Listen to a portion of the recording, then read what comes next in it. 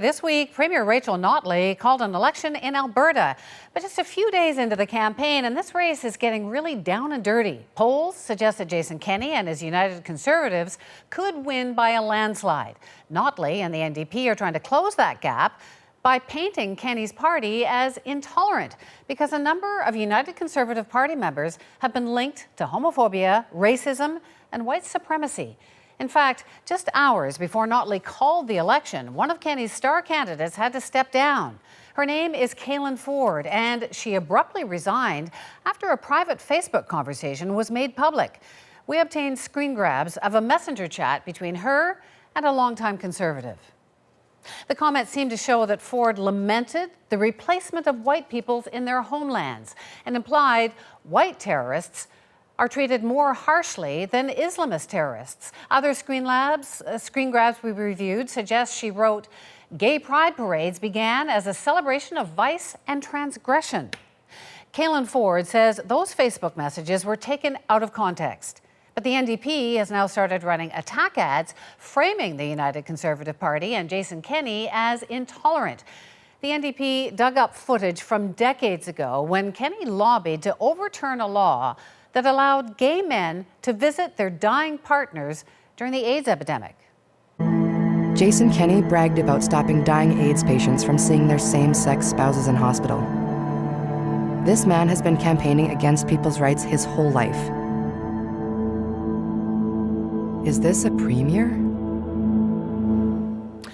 When asked about that issue, Kenney said he regrets those comments, and his supporters responded with their own ad showing Kenney flipping pancakes at a pro-LGBTQ event. But here's the thing, there have been several other incidents where members of Kenney's party have been accused of homophobic or racist comments.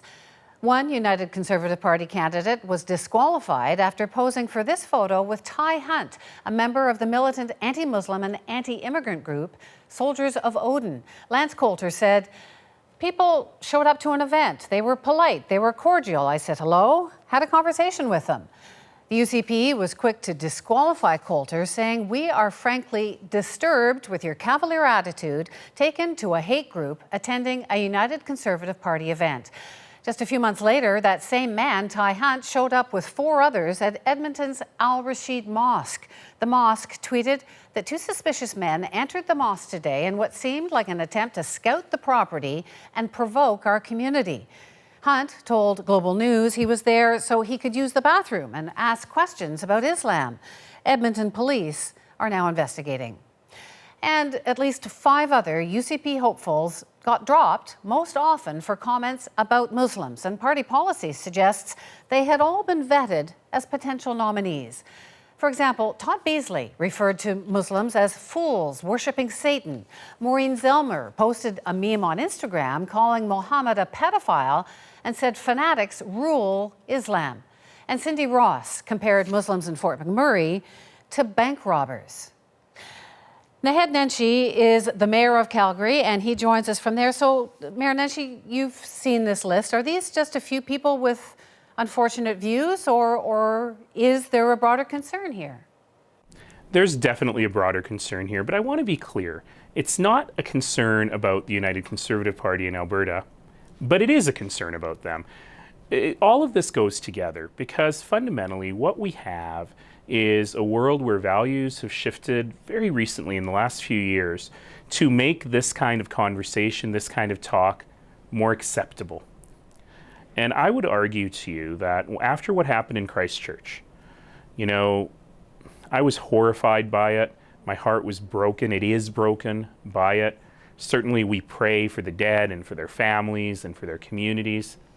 I wasn't surprised by it. Well, I wasn't surprised even by Quebec, and I think that's part of what we have to say is, look, is there a clear line between the kind of behavior that we accept from our politicians and those who want to lead directly to this stuff? And I would argue there is.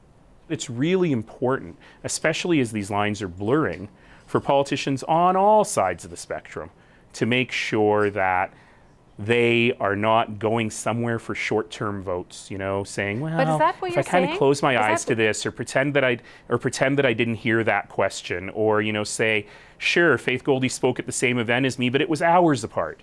You know, I'm saying you have to have stronger boundaries than that. So is that a reference to Andrew Shearer? Are you suggesting that he's pandering to racists and white supremacists?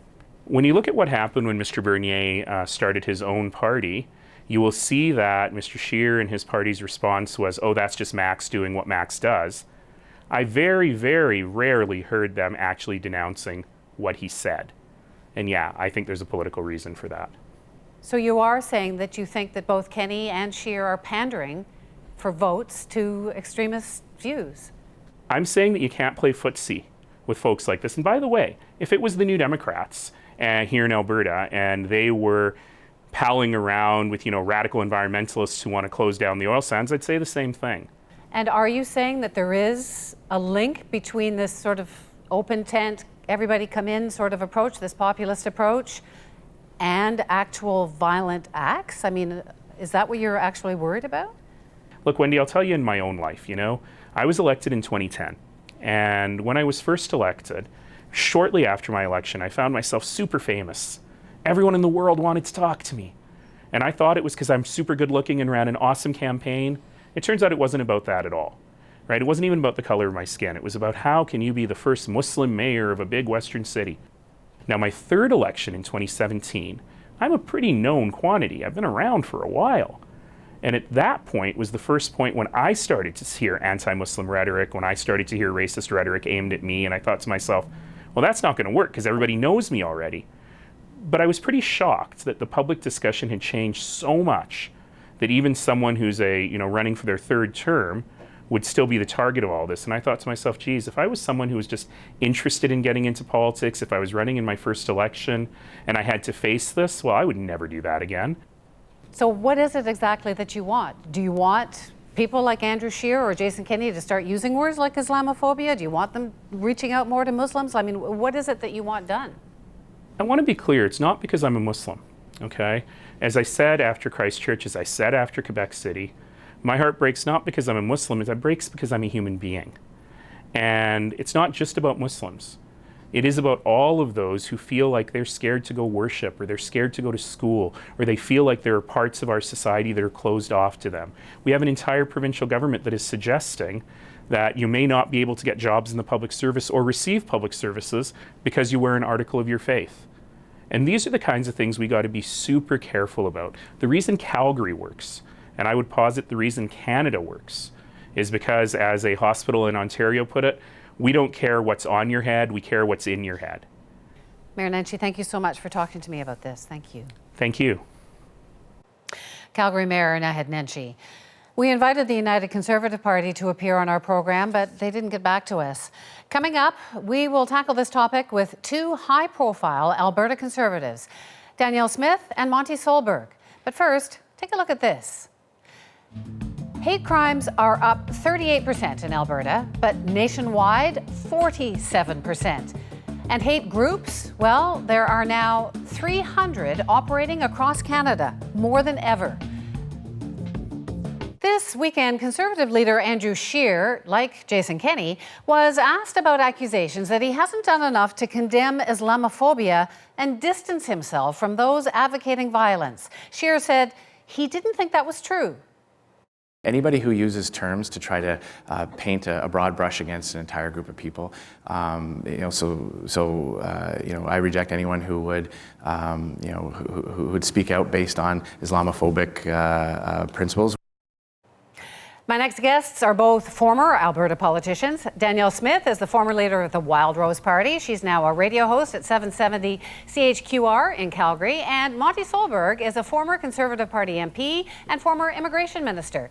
They're both in Ottawa for the Manning Conference. It's a massive event that brings together Conservatives from across the country. And safe to say, Danielle, that people are talking about what's going on in Alberta between Rachel Notley and Jason Kenney? Yeah, it's an epic battle, really. It's sort of interesting to see how Rachel Notley's positioned herself over the last few years. She's not really what you'd think of as a classic NDP socialist premier. She's tried to position herself as the inheritor of the Peter Lougheed legacy. But now Now she's calling Jason Kenney or his party having a problem with racism. What do you think? I mean, how is this just sort of natural dirty politics, or is there something bigger going on here? Well, she's trying to fight a social media mob campaign. Funny, because she launched saying, oh, it's all about love and positivity that's going to win the day, but this is the most vicious and fierce campaign I've seen. She has already labeled her Kayleen Ford's replacement a misogynist because of some of the views that he has held. So I think we're going to see these kinds of tags against all the UCP candidates through the course of the campaign. The question will be, will it win?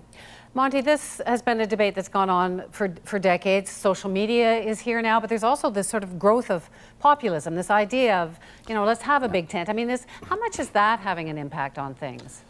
Well, it does have an impact. Anytime you sort of expand people's ability to have a say in politics, and with social media now everyone can have a say, then it really falls, in my mind, to leaders to set the tone and say, if people are getting offside, to help educate people to the realities. And in this case, when you're talking about things like immigration, the reality is immigration has been a tremendous benefit to Canada, and many of the people who come to Canada help boost the economy, which is precisely the concern in places like Alberta these days. So Jason has been working hard at that, and I think we just have to continue to make that case. I'm not sure that we're going to see people weighing in on Twitter and Facebook and other social media platforms any less, even as the age of populism today that we know passes on. It's still going to be there, and we're going to have to continue to fight back, I think, with education and persuasion.